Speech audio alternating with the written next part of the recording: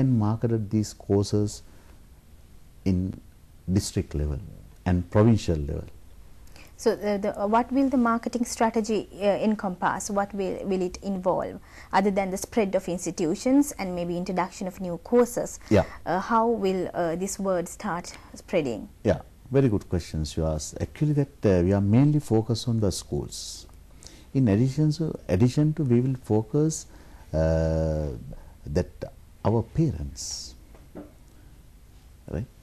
That is the way we will use some message for them, how to develop their children, what type of capacities they need, right? And what is the employability and what is the market there. These are the areas we will focus on our market strategy. When we introduce, we will focus on these areas. Student, parent and employability. That, I think, brings us to a very crucial aspect, Mr. Pathmasiri, and that is employability. Yeah. I think we can pin down all what we have discussed up to now, from the facilities to the strategy to the curriculum to the spread to all that, because at the end of the day everything happens because we at the end of the day need employment in different sectors, and we need a skill based task force. So when it comes to employment, what is the level of recognition from the industry towards these courses, and also give us some statistics about the employability of these diplomates who has already passed out? It's a very good question you asked. That we already started that you know that every year we have convocations, that our students diploma awarding ceremonies every year. That last 4 years we had 6 diploma awarding ceremonies. That this our Honorable Minister of Higher Education, he participated last year. In addition to pictures of the these awarding ceremony. Awarding ceremony pictures, right? Likewise, that each and every student given. Right. Actually, we had some survey, especially focused on the employability. We received some information from them, mainly high national diploma in engineering. We have 100% job opportunities there, and agriculture, IT, accountancy, we have 75 to 85% employability is there. And you asked that a very good question, that what is that industry focus on that our students, mainly that you know that when we see that management ladder, we can see that front level managers, we can see that middle level managers and top level managers.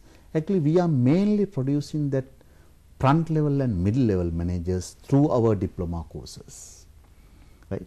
And technicians, middle level technician, that you know that some formulas are there.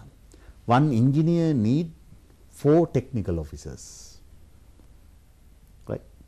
That 4 technical officers we are producing through our diploma programs, and front level managers, technicians we can produce through this diploma program. I think you have some idea about that. Canada, they have a community college system. Actually, they are mainly focused on the enterprise development. That is called enterprise universities. But Sri Lanka, that we have a Uavellas, now mainly focused on the enterprise university level. Our institution, our ATIs, we will develop that level. Mainly develop the link with the industries and prepare our students to get the job opportunities that industry and private sector as well as government sector. Right. Mr. Padmasiri, you also referred to a very interesting aspect, that there are some formulas where one engineer will need 4 technical officers. So that sort of analysis, looking at the market also, has it been done by the relevant government authorities and also by the SLIET itself? That is to understand the demand. Like for example, if you take the migration policies of many countries, say for example Australia, they will map out and say this many doctors we need by this year, this many engineers we need by this year, and they have a very good understanding of the skill level that is required based on which direction the country is progressing. So has there been an analysis like that when it comes to the requirement of the competencies that we need, and is the SLIET also responding to that? Do you have a research and development unit that looks into this sort of aspect? Actually, we have a research and development unit, still not strengthened that. But very near future, we will develop that area. I am highly agreed with you that very recently I visited that community colleges in Canada, and I met some, they have construction boards, they have IT boards. That is mainly they forecasting how many engineers they need, how many technical officers they need, how many technicians they need. You said that doctors, IT engineers, like that. But Sri Lanka, still we haven't that type of institution. That last week that British Council arranged one seminar. I also participated that. They mainly discuss about policy dialogue in principle, right? In future, what is the policy dialogue? All I agreed that enterprise development is the main task. How we will achieve these things, right? We need that type of regulatory body. We need that. Actually, as a SLIET, we can represent that area that you asked, that my research and development division. Actually, that World Bank also mentioned one time that under the 21st century project, that we will develop some councils with the participation of the private sector to forecast these things. Next 5 years, next 4 years, next 3 years, like that, we can develop these things very near future. So it will be a collective effort. Definitely. The R&D unit of the SLIET and private sector organizations. Definitely. And other universities. You were referring to the Uwavellassa University and the enterprise unit. And I can also tell at this particular point that on Thursday at the round table, we are also planning to interview the Vice Chancellor of the Uwavellassa University with regarding to enterprise development. So that is a good connection that we have from this discussion. Actually, that I would say that we have a very close connection with the Uwavellassa University, that Vice Chancellor Chandra Buldeniya and our institutions. So that is with respect to enterprise development. Enterprise development. Right. So the other thing is, you also mentioned that you've done surveys and there's about 75% to 80% employability. Now that was a bit vague, Mr. Padmasiri. Can you, because like this institution has been in existence from 1997 to now, right?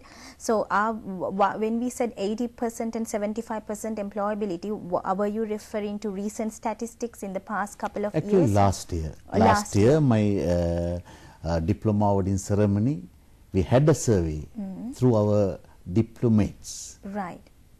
So, and that survey given this information. Okay, and was it like basically a random survey that you've done? No, each and every diploma holders participated their diploma awarding ceremony. We given very small survey form. They fill it and give it to us. Then we tabulated these things and get this information. So if that every year we will do this. Right. So if that has actually has such a high employability rate, I think the way to go forward is increasing the capacity of this Advanced Institute of Technologies, AITs, so that more can be accommodated. That is, we are also looking at the group who are qualified with the A levels Yeah. and who cannot enter the university. So what is important is to increase the employability of such a task force. So in that light, what are the challenges do you face that is associated to get these to increase these numbers, Mr. Padmasiri? How can you go about doing that? Yeah, actually very good question you asked. Actually that 1997 we started these courses.